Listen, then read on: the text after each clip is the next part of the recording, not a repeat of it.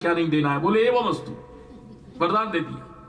अब तो बड़ा खुश हुआ, सोचा कि अब तो महादेव के इस सिर पे हाथ रख के इनको भस्म करके पार्वती को मैं ले लूंगा और सोई में ही कैलाशपति बन जाऊंगा। महादेव जी के सिर पर हाथ रखने के लिए जैसे बड़ा, महादेव जी आगे भागते जा रहे हैं, पीछे देखते जा रहे हैं, भागते जा रहे हैं। कन्हैया जी ने सोचा अब तो ये चक्कर में पड़ गए। एक ब्रह्मचारी का वेश बना करके दोनों के बीच में आ गए। बोले दैत्येंद्र, ऐसी क्या गुप्त बात है जो एकदम भागे जा रहे हो, पसीना में लथपथ हो रहे हो? कोई विशेष बात ना हो तो हमें बताओ। बोले ब्रह्मचारी बालक, हमने महादेव जी की बड़ी आराधना की, खुश हो गए। बोले वरदान मांग लो। तो हमने वरदान मांगा कि जिसके सिर पे हाथ रख दे वो भस्म हो जाए। तो हमने सोचा कि इन्हीं के सिर पे हाथ रख दें, वरदान की परीक्षा भी हो जाएगी और पार्वती को हम ले लेंगे, अभी फिर कैलाशपति हो जाएंगे। बोले अरे, इतनी छोटी सी की बात के पीछे तुम इतने पसीना में लथपथ हो रहे हो, भागे जा रहे हो। हम एक ऐसा उपाय बता देते हैं जो महादेव, तो ये समझो पार्वती महादेव को छोड़ के तुम्हारे साथ रह जाए। पार्वती नाचने से बहुत खुश होती है और हम ऐसा नृत्य बता देंगे जो महादेव भी नहीं जानते। बोले अच्छा, तुम जानते हो नृत्य? बोले बहुत बढ़िया जानते हैं, लेकिन एक शर्त ये रहेगी, जैसे हम करें वैसे तुमको करना होगा। बोले सो तो हम कर लेंगे। प्रभु तो नृत्य के आचार्य हैं, बहुत सी उन्होंने मुद्राएं सिखाई। आखिर में एक हाथ अपनी कमर पर रखा और एक हाथ कभी ऊपर ले जाए कभी नीचे ले आए और इस तरह से भूल भुलैया दे करके फिर आखिर में अपने सिर पर रख लिया। उसने समझा ये भी कोई नाचने की मुद्रा है। जैसे अपने सिर पर रखा, भस्मताम गतः, वही की वही भस्म हो गया। अब आगे वर्णन किए हैं। एक बार की बात है, सरस्वती के किनारे अनेकों ऋषि मुनि थे।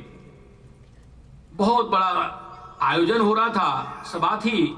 सबके बीच में एक प्रश्न आया कि भाई सृष्टि के सबसे बड़े देवता हैं ब्रह्मा विष्णु महेश, इन तीनों में भी सबसे बड़े कौन है?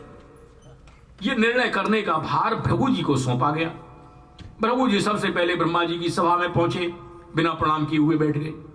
ब्रह्मा जी सोचने लगे, देखो हमारा लड़का है, इसको इतनी अकल नहीं है कि सभा के बीच में प्रणाम करना चाहिए।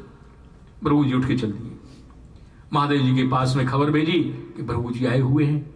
महादेव जी उनसे मिलने के लिए आए। जैसे ही आलिंगन करने को हुए, बोले दूर दूर, चिता की भस्म लगा रखी, हमसे मिलने चल आया।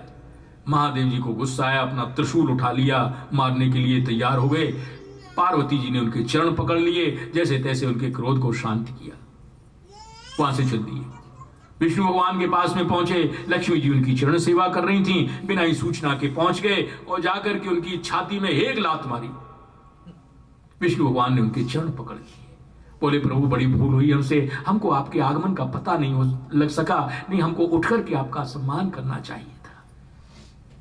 और हमारा वक्षस्थल तो बड़ा कठोर है, आपके चरण कोमल हैं, कहीं आपको चोट तो नहीं लग गई है? ऐसा कहकर के इत्युक्त्वा विप्र चरणौ विमर्दयन्, उनके ब्राह्मण देव के चरणों को दबाने लगे। वास्तव में बड़ा तो वो है जिसके अंदर क्षमाशीलता है। न कोई उम्र से बड़ा होता है, न पैसे से बड़ा होता है, न विद्या से बड़ा होता है। बड़ा सच में वो है जिसके अंदर क्षमा है। प्रभु जी लौट करके आए, ऋषियों के बीच में सारा वृतांत बताया और कहा कि ये अपने आप निर्णय कर लो कौन बड़े हैं। अब आगे भगवान के प्राकृतिक विहार का वर्णन करते हुए कहते हैं,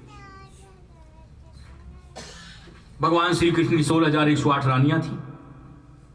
प्रत्येक से 10 पुत्र उत्पन्न हुए। प्रद्युम्न, अनिरुद्ध, दीप्तिमान, भानुदेव, ये 18 महारथी बोले गए। इनके वंश में यदुकुल की संख्या का कुछ गणना नहीं की जा सकती, अनुमान ये लगा लीजिए। इनके कुल में जो छोटे छोटे बालक थे, उन बालकों को पढ़ाने वाले आचार्यों की संख्या 3 कोटि सहस्राणाम अष्टाशीति शतानि च, 3,88,00,000 आचार्य बच्चों को पढ़ाया करते थे। एक एक अध्यापक के पास में सैकड़ों बच्चे भी रहते, और फिर उनके माता पिता, चाचा ताऊ, भाई भाभी, बहन आदि, उनकी तो कोई गिनती ही नहीं। श्री कृष्ण ने इस तरह धाम में अवतार लेकर के जिस कीर्ति का विस्तार किया, उसके आगे गंगा जी का महात्म्य भी फीका पड़ गया। गंगा जी की बड़ी महिमा है। सगर पुत्रों की भस्मी का स्पर्श हुआ तो सबका उद्धार हो गया। लेकिन उसमें स्नान करने से उसके पाप नष्ट हो जाते हैं, गंगा जल में स्नान करने से।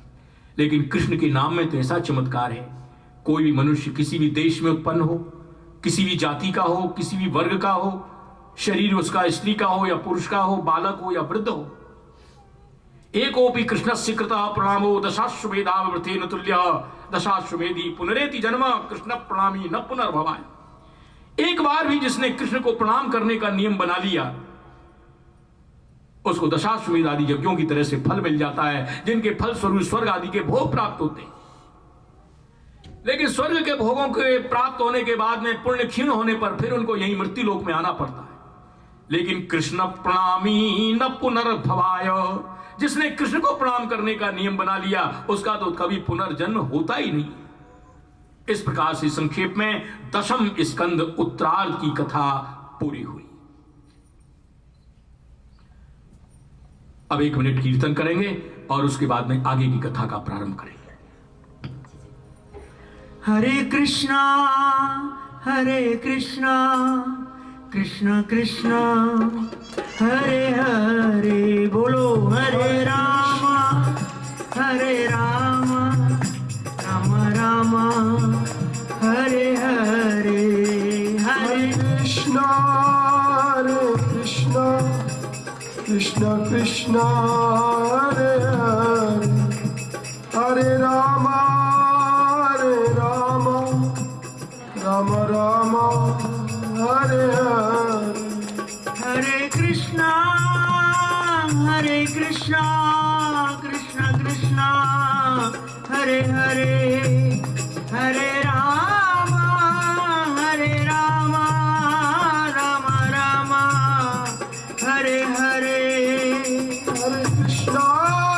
हरे कृष्ण कृष्ण कृष्ण हरे हरे, हरे राम राम राम हरे हरे, हरे कृष्णा कृष्ण कृष्ण हरे हरे, हरे राम राम राम हरे हरे, हरे कृष्ण कृष्ण कृष्ण हरे हरे, हरे राम राम राम हरे हरे। बोलो वृंदावन बिहारी लाल की जय। एक बार यदुवंशी बालक खेलते हुए एक उपवन में पहुंचे, पिंडारक में पहुंचे।